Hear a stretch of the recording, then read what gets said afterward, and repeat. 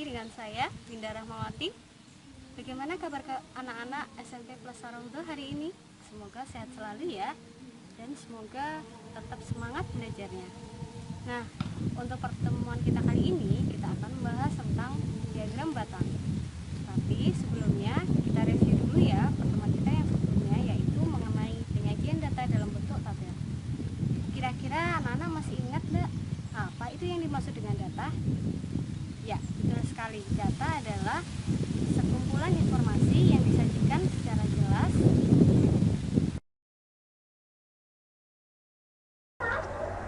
Oke, selanjutnya kita masuk ke penyajian data dalam bentuk diagram batang. Tujuan pembelajaran kita hari ini adalah yang pertama, siswa dapat mengolah data. Siswa dapat menyajikan data dalam bentuk diagram batang. Nah, pada pertemuan kita sebelumnya, kita sudah mencoba untuk menyajikan data dalam bentuk tabel mengenai data penyebaran pasien positif COVID-19 di Sidoarjo.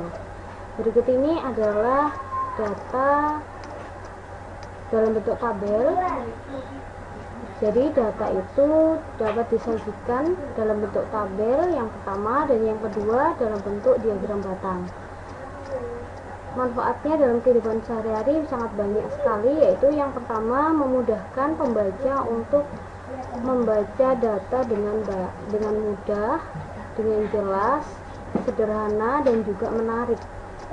Yang pertama ini adalah data tanggal 26 April sampai dengan tanggal 28 April. Tanggal 26 April jumlah pasiennya adalah 80, tanggal 27 April 81, tanggal 28 April ada 92. Nah, dari data dalam bentuk tabel ini biasanya disajikan dalam bentuk diagram batang. Nah, contoh penampakan diagram batang adalah seperti ini ya. Jadi dia bentuknya ada sumbu X dan juga sumbu Y. Kemudian diagram batangnya ini berwarna merah. Nah, ini juga biasanya kalian bisa jumpai pada koran, majalah, ataupun siaran televisi yang menyajikan data dalam bentuk diagram. Nah, bagaimana cara membuat atau menyajikan data dalam bentuk diagram batang? Yuk kita saksikan selanjutnya. Nah, langkah-langkah membuat diagram batang.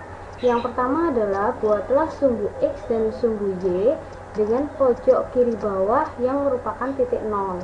Nah, jadi ini ya, titik pertemuan antara sumbu X yang horizontal, kemudian yang vertikal ini adalah sumbu Y. Nah, perpotongannya adalah titik 0. Kemudian yang kedua, letakkan daftar kriteria di sumbu X.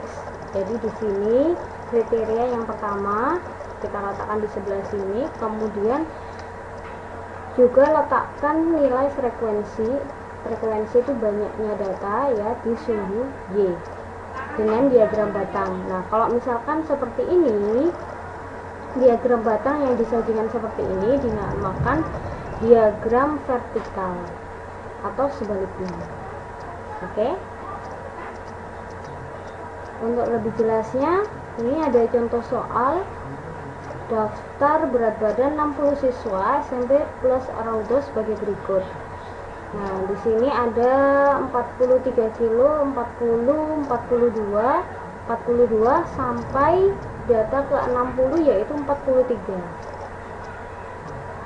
Sajikan dalam bentuk diagram batang. Nah, ketika kita mau menyajikan ke dalam bentuk diagram batang, alangkah baiknya kita urutkan dulu datanya dari yang terkecil sampai ke terbesar agar lebih mudah. Nah, di sini kita urutkan dari data paling kecil ya. Data yang paling kecil adalah 40. 40-nya kita kelompokkan dengan 40. Kemudian 41 dengan 41, 42 dengan 42, 43 dengan 43, 44 dengan 44. Nah, selanjutnya kita sajikan dalam bentuk tabel.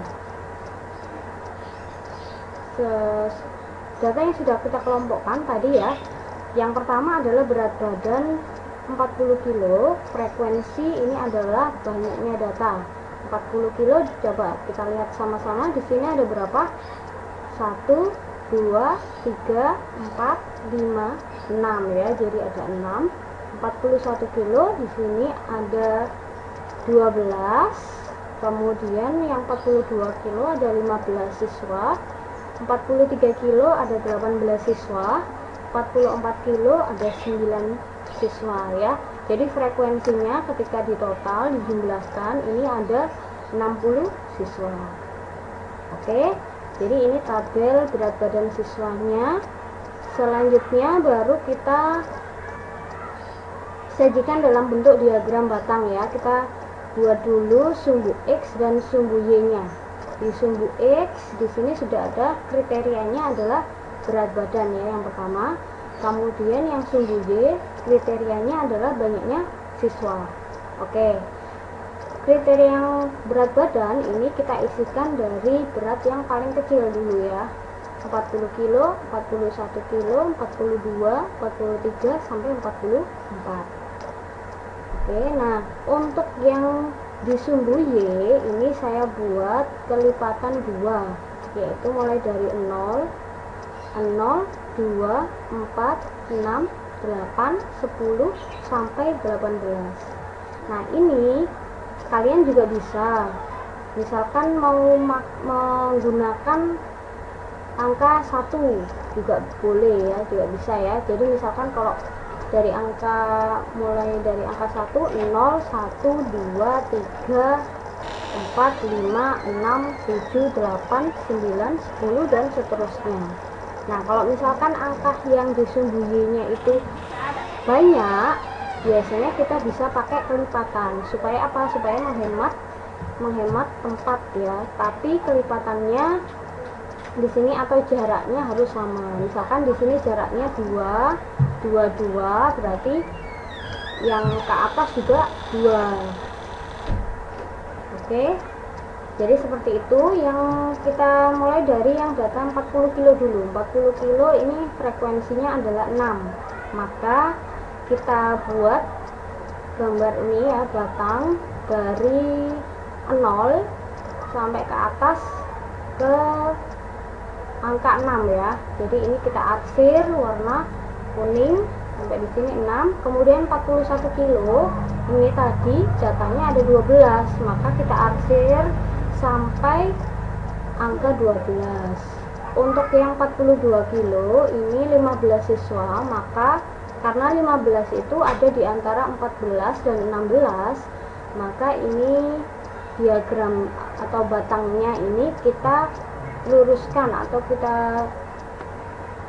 kita sesuaikan ya dengan 15, berarti di tengah-tengah seperti ini ya. Oke, diarsir. Sekarang yang 43 ini frekuensinya 18, yaitu kita arsir sampai 18 ya, seperti ini.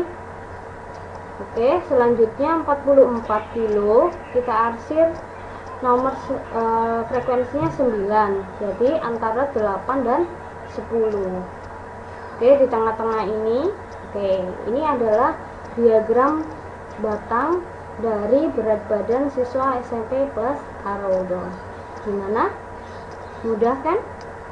Oke, selanjutnya kita masuk ke kuis ya. Di sini saya ada satu permasalahan ya. Coba kalian selesaikan. Nah, di sini ada Pak Lukman memelihara ayam di pekarangan rumahnya sebanyak 5 kandang. Kandang yang pertama dia berisi 25 telur, kandang yang kedua berisi 35 telur, kandang ketiga berisi 45 telur. Kandang yang kelima berisi 50 telur. Sajikan data tersebut dalam bentuk diagram batang. Oke. Jadi alangkah baiknya kalian coba dalam bentuk tabel terlebih dahulu, baru disajikan dalam bentuk diagram batang. Oke. Silakan mencoba, semoga sukses.